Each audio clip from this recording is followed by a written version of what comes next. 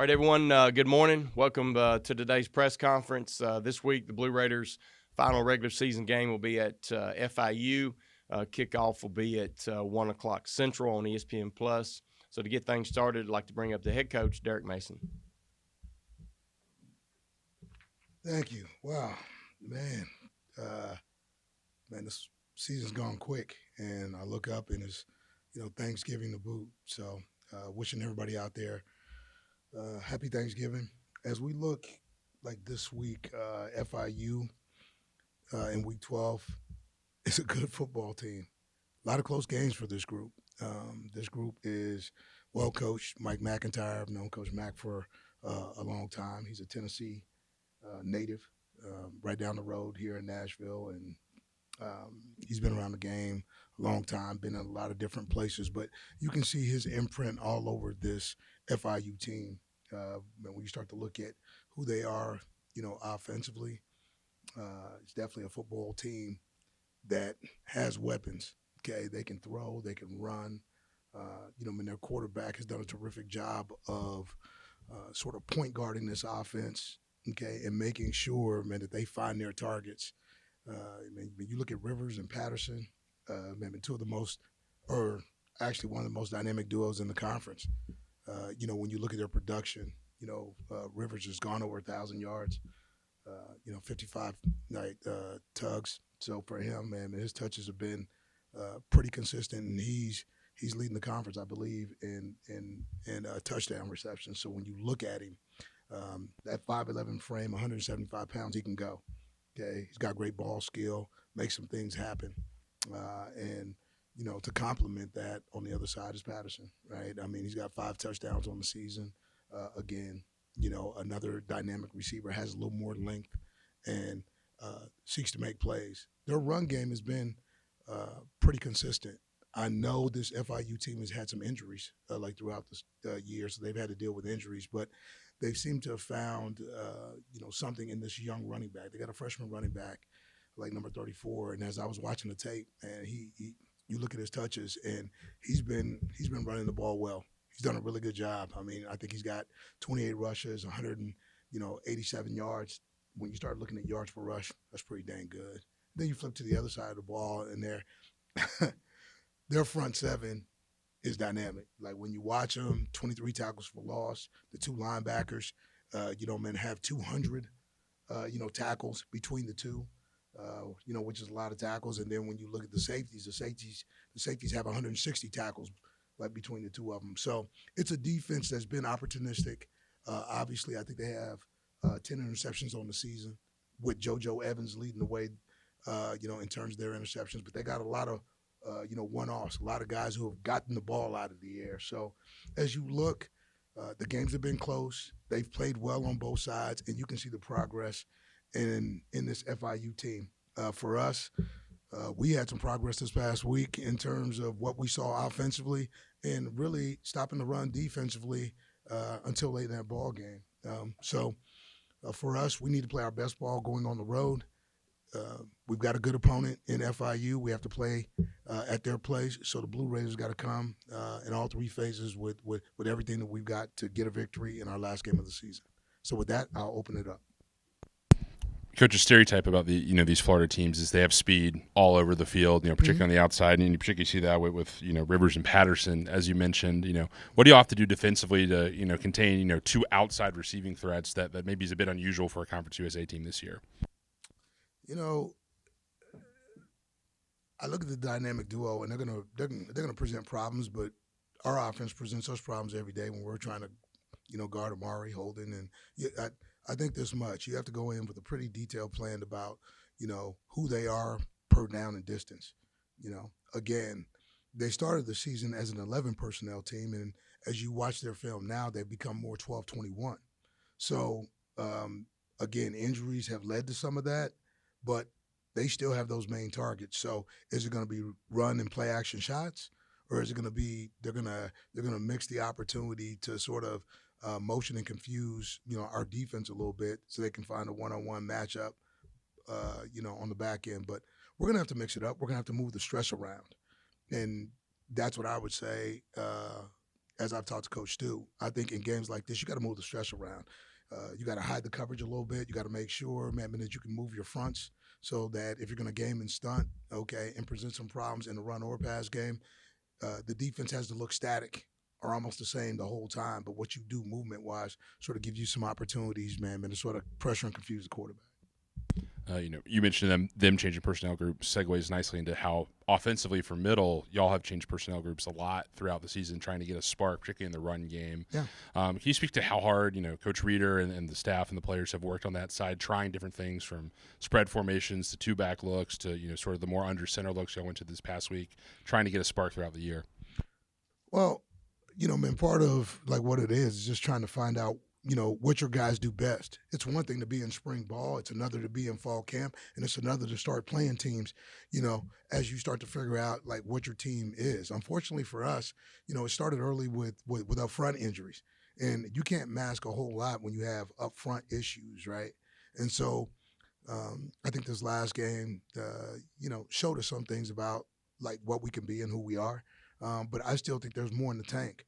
I mean, I thought we left points on the board, like in this past ball game. You don't turn the ball over, twice. And like for us, if we can extend those fourth down drives, like you're talking about points. Not just the 14 that we gave away, man, but another 14, and maybe that's a different ball game. So to me, it just comes down to we're still exploring like this football team. We know what Holden Willis is. We know what Amari Kelly is. It's all the other pieces that we're trying to figure out, right? We understand what our running back room is.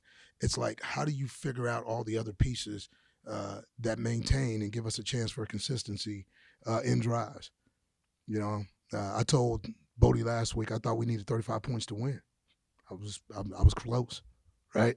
And we have to hit those marks. We got to score in the 30s.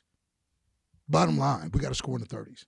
And if we do that, then that gives our defense a chance to bow up a little bit, man, because right now we're still young defensively, but have some things happen on the offensive side of the ball that I think will give us a chance. Coach, I know you're focused on finishing out this first season, Yep. But what do you want to see from the team in this last game to start kind of building momentum towards this next one? Yeah, I think it comes back to the same things that we talked about at the beginning, right? We got strained better. I saw some of the strain like on Saturday, especially in the run game. But we got to do it without penalties. Like the reality of it is, we can be our own worst enemy, man. But I think we can be our own best asset too. So like this group has a chance in front of it to play its best ball because we haven't done that yet. You're still looking for it. You're still working to find it. And this week just presents another opportunity for us to go do just that. Throw the ball, run the ball, tackle the ball, stop the pass, and put it in the end zone. Coach, earlier this season, y'all made the decision to, the joint decision to move Coach Stu up to the box for defensive coordinating. Mm-hmm. How has that kind of paid off for you guys throughout the second half of the season? Yeah, I think for him, what he's been able to do is, again, move away from the sort of emotional stuff that happens on the sideline. Man, there's so much emotions on the sideline nowadays in college football, from calls from referees to this, to that. Man, like those are all distractions for a play caller. Like when you're a play caller, man, it's next play. Like let your head coach be emotional. That's my job. Right, everybody else has just got to, call plays, do their job, and get with it. And I think what you've seen from him is he's put guys in the right positions. Okay, like more than enough times, man, we're getting the third down. Guys are in position to make plays, man. We just have to do a better job of doing that. So it stabilized us defensively. Now what we have to do is just get a little more production out of situational ball because that's where it all shows up. Red zone, third down, getting off the field. Speaking of emotional head coaches, Yeah. You got a little emotional Saturday on, with all, and I know it's water under the bridge now, but Yeah. were you able to look at your angles and see anything on that spot? Yeah, I saw the same thing I said on Saturday, right? I'll go back to it, and we can reminisce a little bit if you don't mind. I just look at it, man, and what it comes down to, look, man, it's water under the bridge, but the reality is, man, we have to do a better job in this conference. We got to do a better job all the way around. Okay, too many times this season alone. Okay, because it's the only season I've been in Conference USA. But spots, calls, look, man, just get it right. Okay, if we have instant replay, get it right. I said it on Saturday, and I stand by it after going back and looking at every part of the film. You know, these games are not supposed to be decided by referees. Okay, it's supposed to be decided by players. So let players play the game. Get it right.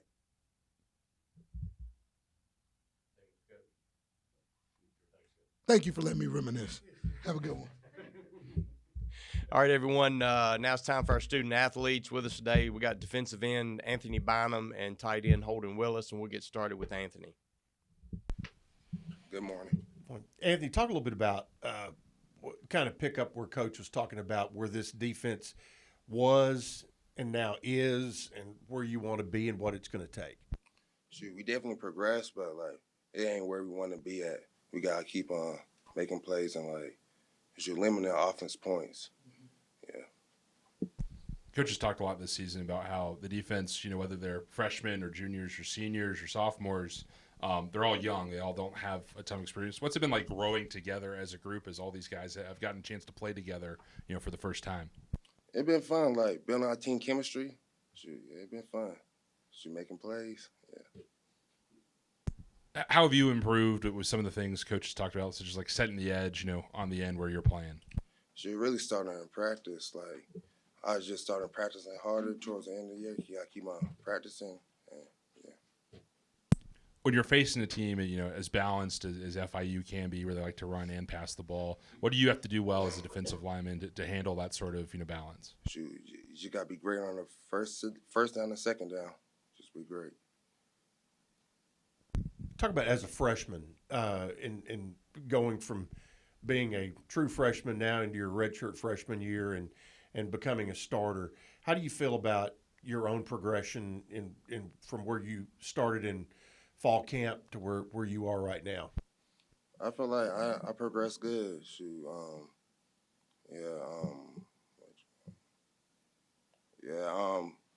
shoot, I progressed good. From like the first game to like game 11, I made like big steps in my game. Has the game slowed down in your mind a little bit to where you can not have to think as much and just play? Yes, but that really our defense coordinator, like, so you know the defense better since you play so many games, game reps, yeah. What's maybe the biggest thing you've learned from Coach Hargraves this year, you know, his first season working with the defensive line? What's something you've taken away from him in practice? So really, like, how you want us to practice, like the intentionality of our practices and, like, how I get knocked back and stuff like that.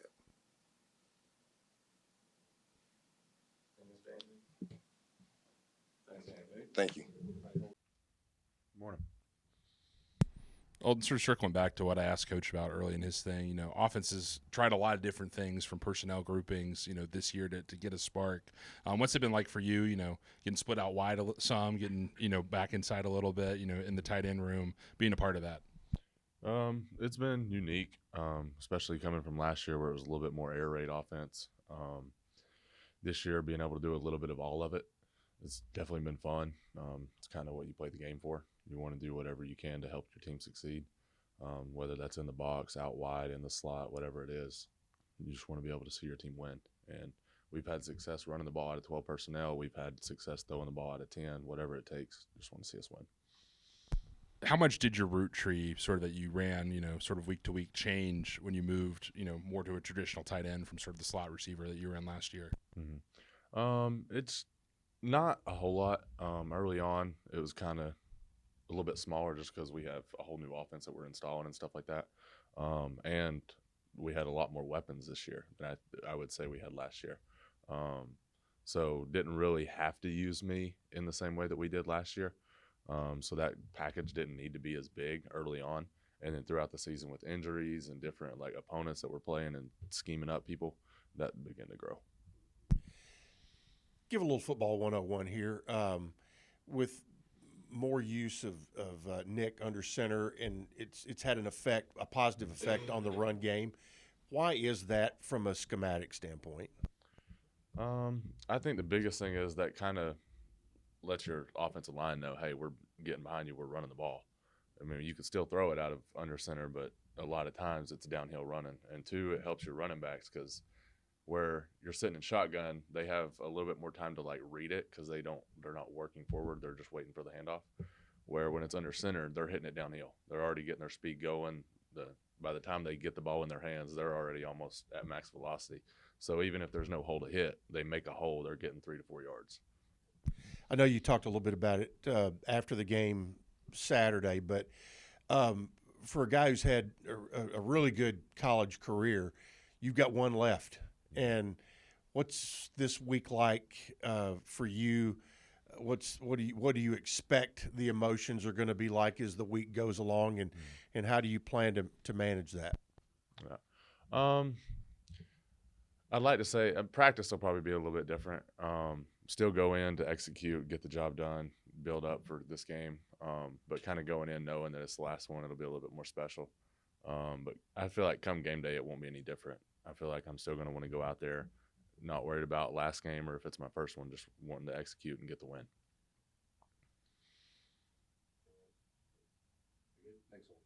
Thank y'all. Happy Thanksgiving. All right, everyone, that concludes our press conference. Really appreciate everyone's work all year. And just remember, Blue Raiders and FIU kick off at 1 o'clock Saturday. Thank you.